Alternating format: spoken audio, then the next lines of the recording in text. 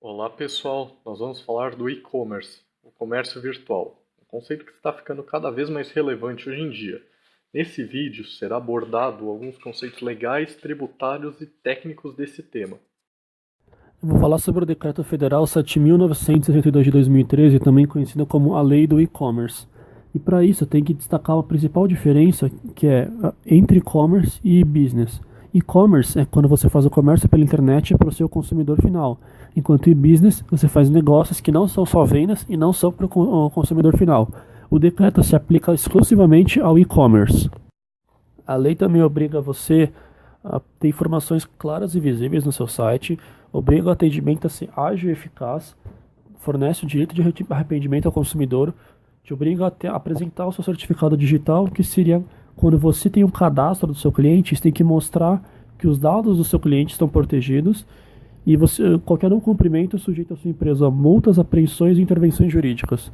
Vale lembrar que essa lei, em geral, tende a fazer com que a loja online seja praticamente igual à loja física. Agora, para explicar as informações claras que tem que estar visíveis, no rodapé em todas as páginas tem que estar o endereço físico da empresa, que é onde ela está registrada comercialmente, a razão social, que é o que está registrada na Receita Federal, o CNPJ e o telefone. O telefone não pode estar no topo da página ou no rodapé. Não é muito obrigatório onde que seja, desde que seja um desses dois. Também é obrigado pela lei colocar um e-mail, um formulário de contato, uma descrição detalhada dos produtos, onde tudo o que a pessoa vai comprar tem que saber todos os mínimos detalhes, já que como você não pode palpar o produto, tem que ser fornecido para você. As formas de pagamento têm que estar claras e você tem que indicar quais cartões, e se tiver qualquer problema você tem que avisar o cliente qual que foi imprevisto. As despesas e taxas adicionais da compra também tem que ser avisadas para o cliente, tipo, como exemplo, valores do frete, seguro do produto ou qualquer outra taxa adicional. O prazo de entrega tem que ser avisado para o cliente. Todo o site, todas as páginas tem que estar com linguagem universal acessível para todos, tudo o mais possível para leigos. O contrato de venda tem que estar apresentado integralmente em algum lugar do site. Qualquer oferta tem que estar detalhada com todas as condições e limitações que ela pode ter, como tipo validade, regiões e o máximo de número de unidades para o cliente. Tem que ter um resumo da compra no seu carrinho, para mostrar para o cliente exatamente o que ele está comprando e permitir alterações no seu carrinho. A confirmação de compra, que depois do pagamento você tem que informar para o cliente um recibo de que a compra foi realizada. E as condições de troca e devolução, que tem que estar bem visível e explícito para ninguém ser surpreso com nada imprevisto. Para a relação de atendimento ágil, você é obrigado a fornecer um suporte imediato aos clientes. Esse suporte tem que estar disponível toda hora. Então, uma melhor maneira de você se adequar à lei é você criar uma página de FAQs dentro do site com as questões mais frequentes que têm sido abordadas pelos consumidores. E agora a parte mais importante, que é o direito de arrependimento. A partir do recebimento, o cliente tem 7 dias para se arrepender da compra e solicitar o retorno. E esse retorno é completamente pago pela empresa. O cliente não pode ser cobrado em momento algum do retorno. Tem outros termos a serem abordados dentro desse direito de arrependimento, como por exemplo o marketing agressivo, que neste caso é definido como você forçar o consumidor a tomar a decisão de consumo sem uma reflexão prévia. O melhor exemplo a ser dado são as promoções relâmpagos, em que o consumidor tem o mínimo espaço de tempo para adquirir o produto. Também é preciso destacar o que define o acesso ilimitado ao produto. Esse acesso é quando você consegue analisar cada mínimo aspecto do produto. O melhor exemplo para deixar isso claro é um CD de música. Na loja online você poderia ter acesso à caixa, ao CD e até mesmo às próprias músicas protegidas pelos direitos autorais, óbvio. Então, nesse caso, você teve total acesso ao seu produto e quando você receber, você não tem o direito de reivindicar o direito de arrependimento. Um outro caso que deu dor de cabeça para muita gente é no bilhete aéreo. Eu tô aqui em casa, cansado desse ano, e decidi ir para Salvador passar uma semana para descansar. Então eu vou no site de uma empresa aérea, nesse caso a Gol, vejo quanto está o trecho São Paulo-Salvador, gosto do preço, compro o bilhete e aí espero chegar aqui em casa. O problema é, na hora que eu recebo o bilhete, eu lembro que as P4 começam semana que vem. E aí eu aproveito que não deram 7 dias do recebimento e solicito o retorno da passagem. Então, só que o Tribunal de Justiça do Rio, julgando uma ação civil pública, decidiu que a situação de alguém comprando a passagem aérea na agência e numa agência online são idênticas. O consumidor tem plena consciência do que está adquirindo e por isso não pode devolver o seu produto durante o período de arrependimento. Mas tem que lembrar que caso eu seja vítima do marketing agressivo, eu preciso provar que isso aconteceu para ter o retorno. Então, se a Gol tivesse me oferecido uma passagem por um preço ridiculamente baixo, mas eu tivesse apenas, sei lá, um prazo de 1 hora para decidir da minha compra, se eu tiver essa foto, tiver esse print, eu consigo retorno. Nem que seja direto na Gol, nem que seja por decisão judicial. Como a gente está falando de decisão judicial, cada cabeça é uma sentença. Então vai depender muito da interpretação de cada juiz e cada desembargador sobre as evidências que você der para ele. E mais uma coisa para comentar sobre empresas aéreas: hoje em dia muitas empresas usam intermediadoras para vender os bilhetes e por isso, quando você desiste da sua compra, elas cobram uma taxa de desistência, julgando que é para pagar a comissão dessa intermediária. Aí são também entre o risco do negócio. O risco do negócio é a obrigação das empresas estarem preparadas para a flutuação e cancelamento das existências do mercado na qual elas atuam. O projeto de lei do Senado 281 de 2012 consiste em alterar a lei do e-commerce e dentro do seu conteúdo ele quer alterar o direito de arrependimento do consumidor para excluir serviços iniciados com o acordo do consumidor, gêneros alimentícios, produtos personalizados, jornais, revistas e livros, mídias com selo de garantia removido e bilhetes aéreos. Esse projeto de lei também obrigaria o consumidor a pagar pelo envio de um produto de volta à empresa. Esse projeto de lei é tanto quanto polêmico, por apresentar vários problemas. Entre eles, quando você está excluindo bilhetes aéreos do retorno, você está alegando que a empresa aérea é prejudicada, no caso, você compra um bilhete aéreo com 6 meses de antecedência e cancela o seu voo 7 dias depois. E nesse caso tem um agravante que a legislação aeronáutica permite que as empresas cobrem o consumidor pela desistência. E aí existe essa contradição entre o projeto de lei, a legislação aeronáutica, a lei do e-commerce e o próprio Código do Consumidor. E não existe diretamente qual hierarquia de quem vai mandar na qual decisão. Outro grande empecilho nesse projeto de lei está no item dos produtos personalizados. O inciso dá a entender que ele se aplica a consumidores que modificaram seu produto para o seu gosto e por isso esses produtos não poderiam ser revendidos. A questão surge quando o consumidor não tem acesso ilimitado à versão customizada, já que é única para si, e aí ele só vai poder perceber a qualidade do produto no recebimento. O maior problema nesse projeto de lei vem na obrigatoriedade do consumidor arcar com os custos de logística reversa. A alegação do relator é que a empresa sofre prejuízos arcando com os custos de retorno. O problema é que em qualquer meio judicial, essa alegação não procede. Basta você ver que quando você compra um produto, você já paga pelo frete, e na hora que você retorna o produto, o seu frete não é estornado, somente o valor do produto que você pagou. É preciso acompanhar de perto a tramitação desse projeto de lei no Senado, porque se o texto passar como ele está agora, o comércio eletrônico vai ficar muito debilitado, pois os consumidores não terão mais o anseio de comprar online.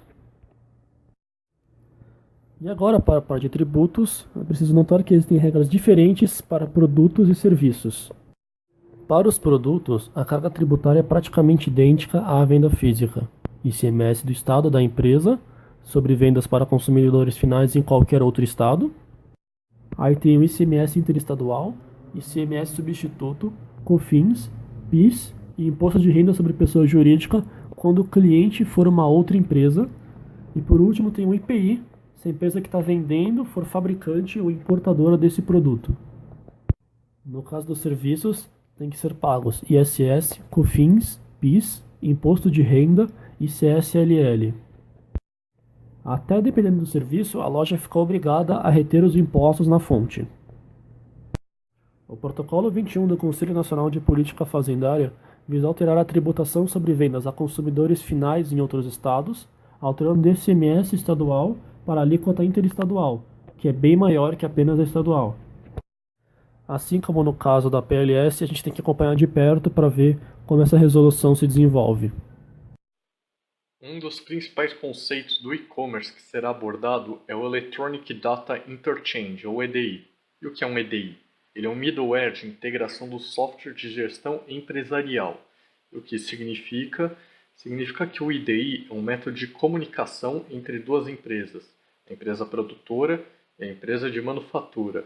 Essas empresas utilizam o IDI para trocar documentos eletronicamente, como ordens de compra, faturas, aviso de remessas, entre outros. Isso pode auxiliar no controle de estoques, por exemplo, pois quando o estoque da empresa de manufatura está abaixo do recomendado, o IDI mandará um comunicado para a empresa fornecedora especificando o número e o tipo de peça necessária, sem a necessidade de pessoas ou papéis para a ordem de compra. E como mostra a figura, os dados da empresa remetente são transformados em dados no formato EDI, passando por meio de uma conexão direta como a internet, por exemplo, e é traduzido de volta o formato interno para a empresa destinatária. Vale a pena lembrar que o EDI é um B2B, um Business to Business, e as leis mencionadas só se aplicam no C2B, Consumer to Business. Logo, as leis que foram mencionadas não se aplicam ao EDI. Para implantar o EDI, é necessário ter um método de transmissão para comunicar as organizações que enviam e recebem documentos entre si. Essas organizações são chamadas de parceiros comerciais. Há dois métodos mais utilizados para esses parceiros se comunicarem.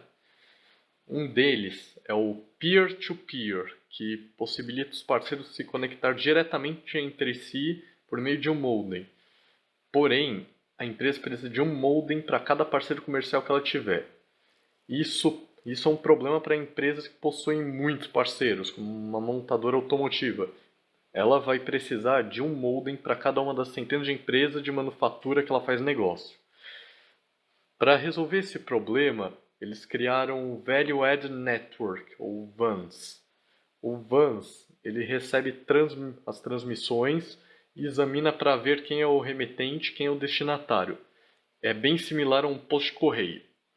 Outras funções que o VANS faz é fornecer as informações de auditoria de terceiros, atuar como um gateway para diferentes métodos de transmissão e lidar com o suporte de telecomunicações. Eles também são seguros, detectam e corrigem erros e são fáceis de inscrever novas empresas para participar dos negócios. Por causa dessas funções, o VANS é o método de transmissão mais utilizado pelas empresas.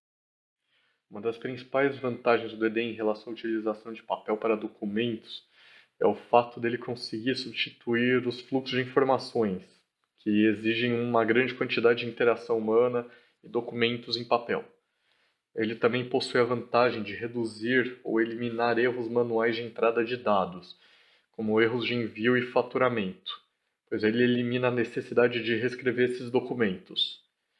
Ele também mostra economizar os gastos nos documentos da empresa, pois o intercâmbio eletrônico e o uso de dados dessa troca torna possível reduzir os custos de manipulação da classificação, distribuição, organização e busca de documentos em papel, permitindo que a empresa aproveite o benefício de armazenar e manipular os dados eletronicamente sem o custo de entrada manual. Existe um relatório da Aberdeen de 2008 que afirma que as empresas americanas gastam em torno de $37 para fazer uma encomenda de produtos com papel, enquanto os custos são reduzidos para $23 com EDI. Mas sua maior vantagem é a velocidade com que o parceiro comercial recebe e incorpora as informações em seu sistema, pois as informações já são passadas por seus parceiros instantaneamente, sem necessidade de pessoas. Isso auxilia em uma alta redução do tempo de ciclo do processo. Por essa razão, o EDI pode ser um componente importante do sistema de produção just-in-time, pois ele acelera drasticamente a produção da empresa.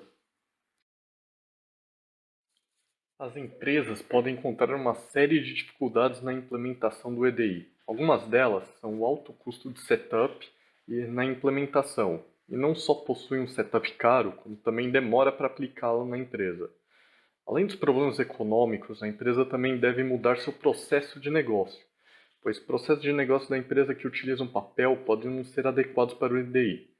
Um exemplo seria se uma empresa recebe sua fatura por correio. Sua mercadoria demora poucos dias para chegar. A empresa irá supor que a mercadoria chega antes da fatura. Porém, com a implantação do EDI, a fatura chega com o envio da mercadoria, necessitando da implementação de um processo que lida com a fatura de produtos não recebidos.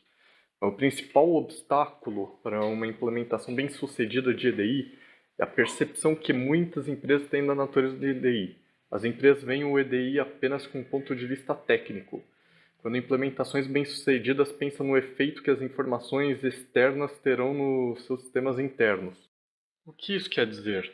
Um bom exemplo seria uma empresa que implantou EDI e permitiu um fornecedor atualizar o sistema de contas a pagar de um varejista, sem verificações ou saldos adequados. Apesar de não estar diretamente relacionado com o conceito do EDI, isso pode trazer riscos significativos para a empresa.